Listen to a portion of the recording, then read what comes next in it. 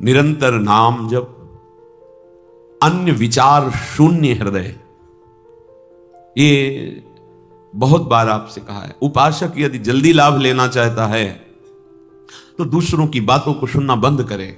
हम जो सुनते हैं, जो देखते हैं, जो बोलते हैं, तीन का साधना में बहुत बड़ा प्रभाव पड़ता है। ध्यान दीजिए, आप जो बोलते हैं, आप जो देखते हैं, आप जो सुनते हैं, वही आपका प्रधान चिंतन बनता है, और चिंतन जो करते हैं वैसी आपकी स्थिति होती है। इसलिए रसना कटो जो अनरटो, निरखि अनफुटो नयन, और श्रवण फुटो जो अनसुनो। श्री राधा तीन के लिए का, तीन का बड़ा प्रभाव होता है, और हम इन तीन पर ध्यान नहीं देते।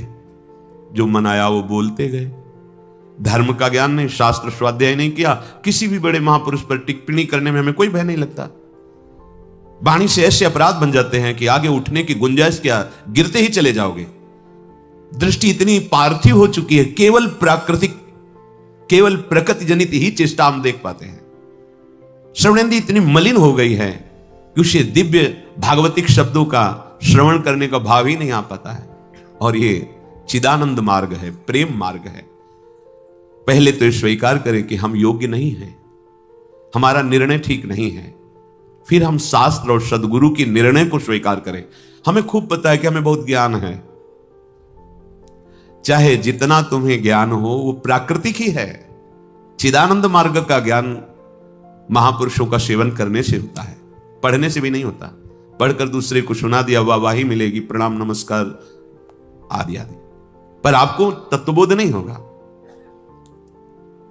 महाराज युधिष्ठिर जब तीर्थ यात्रा में भ्रमण कर रहे थे तो एक दिव्य ऋषि प्रकट हुए, और उन्होंने कहा कि युधिष्ठिर, चाहे बृहस्पति के समान किसी को ज्ञान हो, पर जब तक वो ज्ञान वृद्ध का सेवन नहीं करता तब तक उसे तत्वबोध नहीं होता।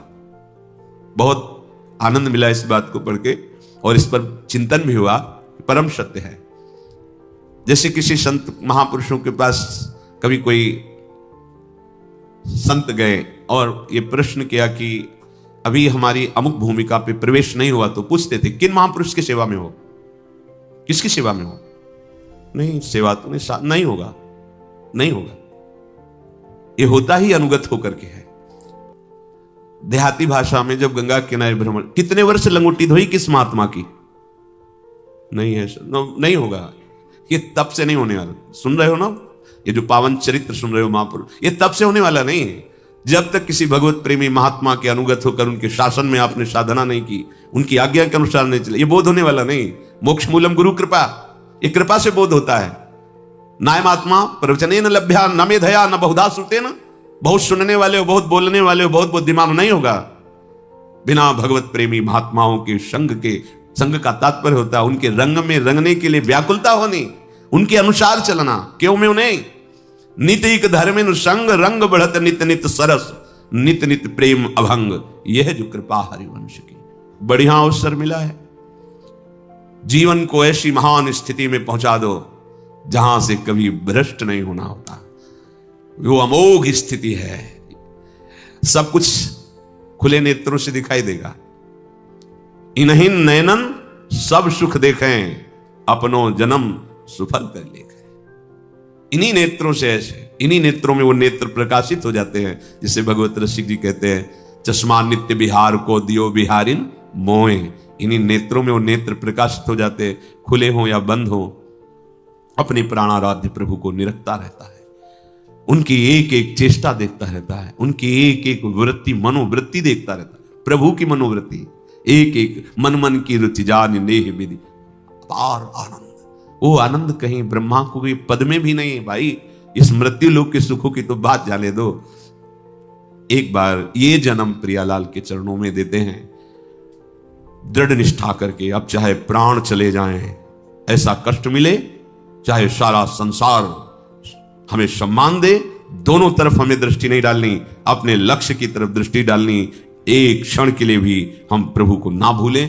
फिर देखो आनंद, देखो कैसा आनंद आता है। इन भोग सामग्रियों के लिए आप परेशान हैं, ये माया कृत है, तो आपके पीछे डोलेंगी। अभी आपको पता नहीं है ना, रहस्य पता नहीं है, इसलिए आप पागल घूम रहे हो इंद्रियजन्य भोगों को संग्रह करने में।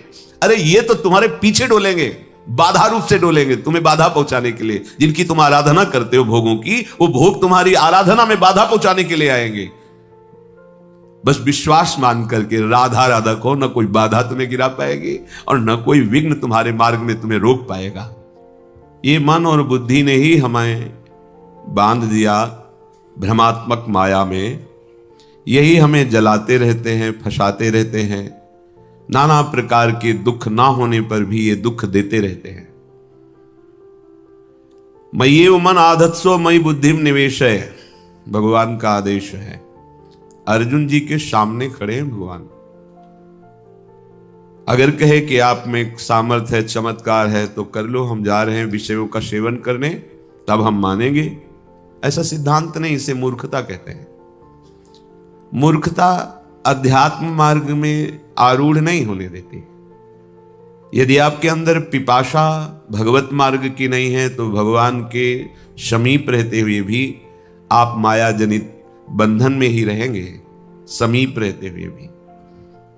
देख तो रहा है दुर्योधन भगवान के सच्चिदानंद बपू को, क्या परिवर्तन हो रहा है। उपदेश भी कर रहे श्री भगवान, तो श्री भगवान से कह रहा है कि आप ऐसा न समझे कि मैं धर्म को जानता नहीं हूं।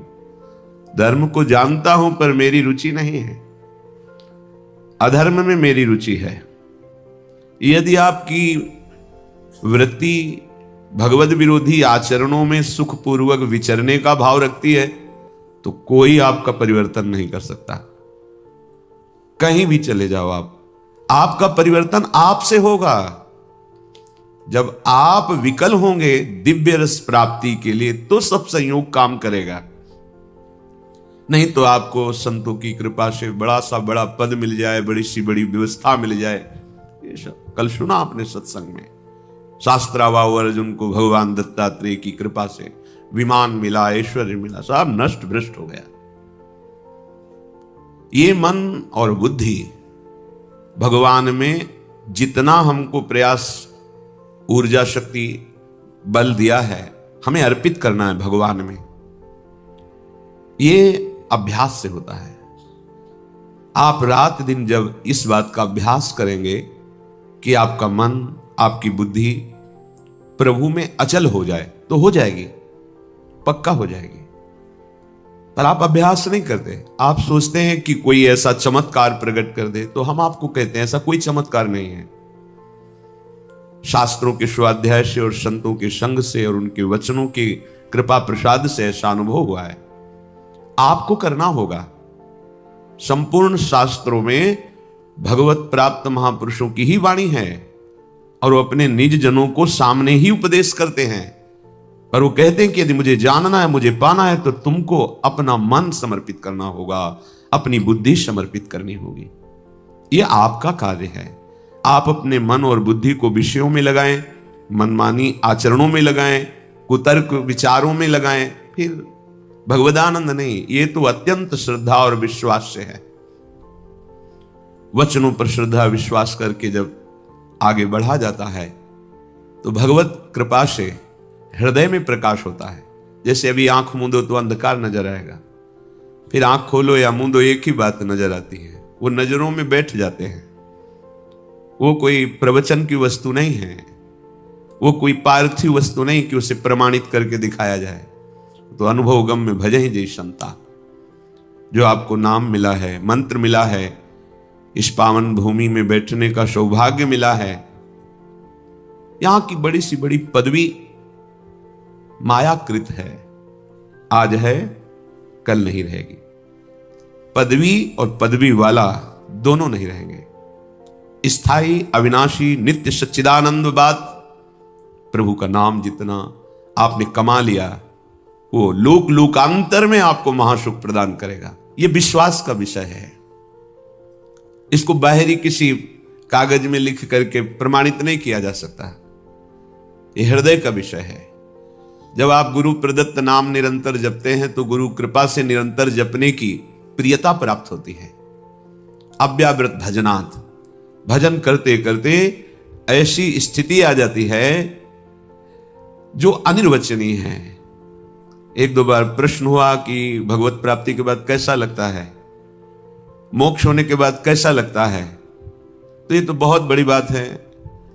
बहुत सुंदर गुलाब जामुन आपको पवा में, कैसा लगा आपको? मीठा नहीं, वैसे कैसा लगा? बहुत अच्छा नहीं, कैसा? बहुत अच्छा कैसा लगा? अब बोलो, आप कहोगे खा के देख लो, बस यही उत्तर होगा। तो ये तो पार्थिव वस्तु के अनुभव की बात है। वो तो सच्चिदानंद जो प्रकृति का एक सेकेंड में संपूर्ण प्रकृति का सृजन करके अपने आप से अपने आप में बैठा खेल रहा है, उसका अनुभव, और फिर वो बतावे कि ऐसा लगता है। नहीं, ये वाणी के अगोचर विषय है। मूकास्वादनवत अनुभव गम में भजे जय संता, ये तो अनुभव का स्वरूप है। तिल भर पृथक न रहा, बढ़ चला परम नवीन अतुल रस रंग।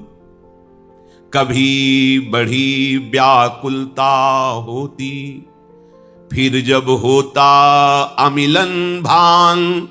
तुरत प्रकट हो कर स्मृति में, तुम करते सुखद स्पर्श का दान। तब से कभी वियोग, कभी मिलन होता, फिर कभी मिलन संभोग। रहती प्रिय अनुभूति बाह्य, अंतर रहता नित रस संयोग। ये स्थिति जागृत होती है। निरंतर नाम मंत्र की स्मृति में डूबा उपासक तिल भर पृथक न रहा। तिल भर भी अब अंतर नहीं रह गया। किसी ने प्रश्न किया, क्या जीव कभी भगवान हो सकता है क्या? अभी आप जानते नहीं, जीव कभी हुआ ही नहीं, आपको समझ में ही नहीं। यही तो भ्रम है, जीव कभी हुआ ही नहीं। जीव किसे कहते हैं? जिसने शरीर को मैं मान लिया उसे जीव कहते हैं, और जिसने शरीर राग का त्याग कर दिया उसे शिव कहते हैं। शिवोहम सोहम स्मृति वृत्ति अखंडा। कुंडल नाम आकार का हुआ है सोना ही, कंकण नाम आकार का हुआ है सोना ही, हार नाम उसी स्वर्ण का ही है। ये नाम रूप गलित कर दो तो बचा क्या? स्वर्ण ही। तुम्हारा जीव संज्ञक संबोधन शरीराभिमान के कारण है, नहीं तुम शिव स्वरूप ही हो, भगवत स्वरूप। तिल भर पृथक न रहा, तस्मित तज्जने भेदा भावाद। जो निरंतर भगवत चिंतन में मगन है, जिनका कहीं कोई शरीर भान इंद्रिय सुख नहीं रह गया, उनमें और भगवान में अंतर नहीं। अंतर ना होते हुए भी एक अंतर है। मोरे मन प्रभुवस विश्वासा, और राम ते अधिक राम कर दासा। अधिक राम कर दासा। भगवान के रहते हुए भी हमारी माया की वृत्तियां नष्ट नहीं हुई, वो हृदय में अभी बैठे हैं। पर भगवान के प्रेमी महाभागवत का आश्रय लेकर उनके वचनों के अनुसार चलो तो बैठे नहीं रह सकते। हां, छुप कर नहीं बैठे रह सकते, वो प्रकाशित हो जाएंगे। बढ़ चला परम नवीन अतुल रस रंग, जिसकी त्रिभुवन में किसी से भी तुलना नहीं दी जा सकती। कैसा स्वाद है भगवदानंद? बोले अमुक जैसा, उदाहरण ही नहीं है, वो अद्वितीय है। तिल भर पृथक न रहा, बढ़ चला परम नवीन अतुल रस रंग। किससे उदाहरण दे? भगवदानंद कैसा? बोले ऐसा नहीं है ही नहीं, वो केवल अद्वितीय है, और वो केवल अनुभव में। जाने मोरी छाती, वाणी भी नहीं। ध्रुवदास जी कहते हैं, जिन नेत्रों ने देखा उनको बोलने की सामर्थ्य नहीं, जो वाणी बोल रही उसने देखा नहीं। कैसे बात को बतावें? कभी बड़ी व्याकुलता होती है। कब? जब एकदम भाव आया, अरे प्रभु हमसे दूर हैं, अभी अभी उन्हीं में डूबे हुए हैं। क्षण में भाव आया, मैंने तो कभी उनको एक बार भर नेत्र भी नहीं देखा। दहाड़ मार के रोना शुरू हो गया। फिर तुरंत क्षण में भाव बदला, सामने मुस्कुराते युगल सरकार, परमानंद में निमग्न कृतकृत्यता का अनुभव। कभी बड़ी व्याकुलता होती, फिर जब होता अमिलन भान। तुरंत प्रकट होकर स्मृति में, तुम करते सुखद स्पर्श का दान। तब से कभी मिलन, कभी वियोग, फिर कभी मिलन संभोग। रहती प्रिय अनुभूति बाह्य अंतर, रहता नित रस संजोग। ये स्थिति